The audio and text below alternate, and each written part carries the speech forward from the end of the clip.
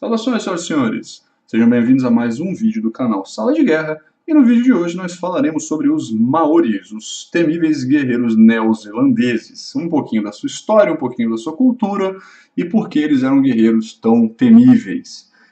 Mas antes disso, se você já é uma pessoa da hora, curte e compartilha aqui o nosso canal, se inscreve na nossa página lá do Facebook, vamos passar a vinheta e vamos começar a falar sobre os Maoris.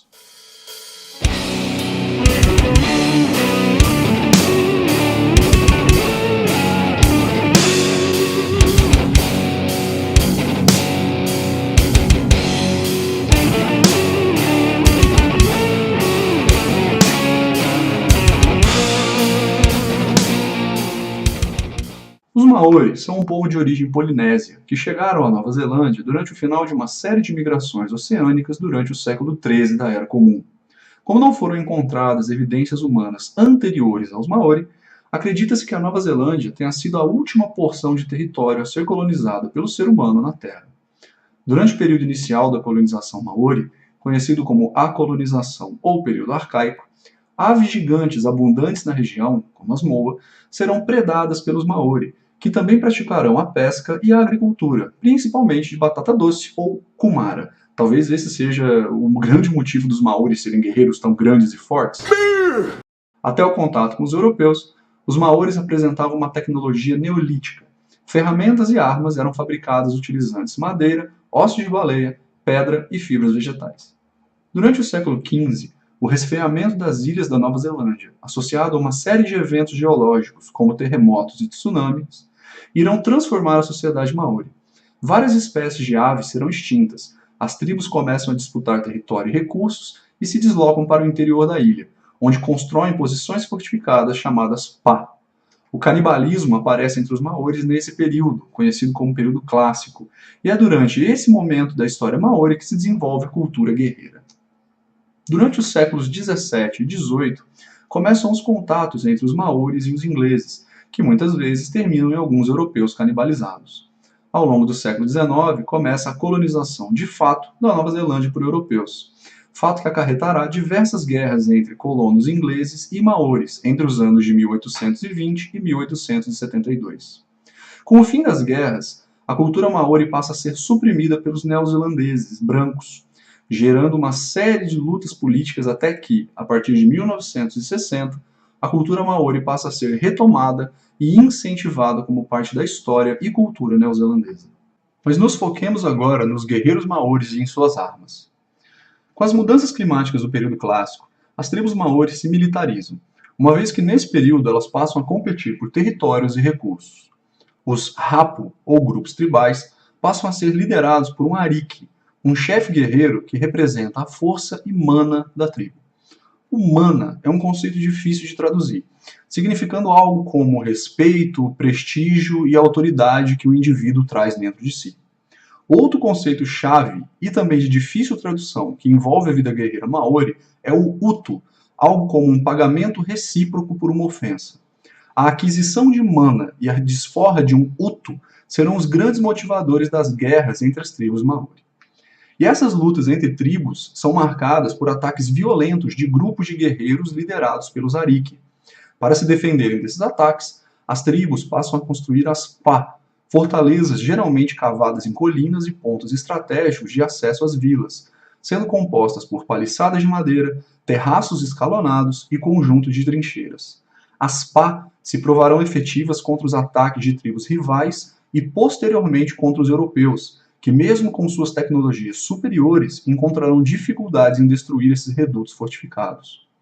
A altura média entre os maoris do século XV era de mais ou menos 1,79, e seus guerreiros eram treinados desde muito cedo de forma a aperfeiçoar o corpo e a mente para a batalha. Para isso, eram usados jogos e brincadeiras que visavam aprimorar a força física e estamina dos participantes. Posteriormente, os jovens guerreiros aprendiam a manejar as armas tradicionais maori. O combate maori era preferencialmente corpo a corpo, e para isso eles desenvolveram uma série de armas, sendo as principais delas o patu, uma espécie de clava esculpida em pedra basáltica ou osso de baleia. Um guerreiro treinado desferiria ataques devastadores contra a cabeça e ombros do oponente. O meri poanamu, Uma variante do patu, o mere era uma arma de estocada que visava atingir as têmporas, maxilar ou costelas do inimigo. Feita de pedra verde polida e achatada, eram muito valorizadas pelos Maori, sendo passadas de geração a geração de guerreiros. Muitas eram, inclusive, elementos de lendas. Os Maoris acreditavam que, com o tempo, o mere desenvolvia características próprias, sendo que várias delas recebiam nomes próprios, como é o caso de Turiwai, um mere que previa o futuro através de mudanças de suas cores. Taiarra. Utilizadas pelos chefes, a taiarra demonstrava autoridade. Era uma espécie de bastão de madeira com uma ponta ornada numa extremidade e um corpo achatado como uma espécie de espada de madeira. Penas e tufos de pelos eram presos à ponta da lança para distrair e desorientar os guerreiros inimigos. Teuhauteua. Espécie de machado de madeira afiado e com cabo esculpido e adornado. Os maoris o utilizavam em amplos golpes que podiam lacerar ou mesmo amputar membros. E nesse momento a gente percebe que dentro da cultura maori inexistia a forja de metais. Com o posterior contato com os europeus, os maoris passam a utilizar armas de fogo, mas mesmo assim acabam derrotados pelos invasores e colonizadores ingleses. Sua cultura passa a ser suprimida, mas isso não impediu que, por exemplo, milhares de maoris se alistassem no exército britânico durante a Segunda Guerra Mundial, compondo, dentre outras unidades, o 28º Batalhão Maori, que se saiu muito bem nas lutas na Grécia, principalmente durante a invasão de Creta, no combate perto do aeroporto de Maleme, no norte da África e na Itália. Como eu já disse, a partir dos anos de 1960, surge um movimento de restauração da identidade maori, onde as tradições como as tatuagens corporais, a língua e a religião são retomadas. Hoje, um dos principais exemplos de cultura guerreira maori é a haka, uma dança que envolve tanto homens quanto mulheres da tribo e que serve tanto para dar as boas-vindas e convidados, quanto para intimidar o inimigo ao demonstrar o vigor e a coragem dos dançarinos. O principal exemplo da haka que nós temos hoje é a que é executada pela seleção da Nova Zelândia durante os campeonatos, torneios e partidas de rugby. Se você gostou desse vídeo, curta, compartilhe, se inscreva no nosso canal, clica nessa sinetinha aqui para você receber as atualizações aqui da Sala de Guerra.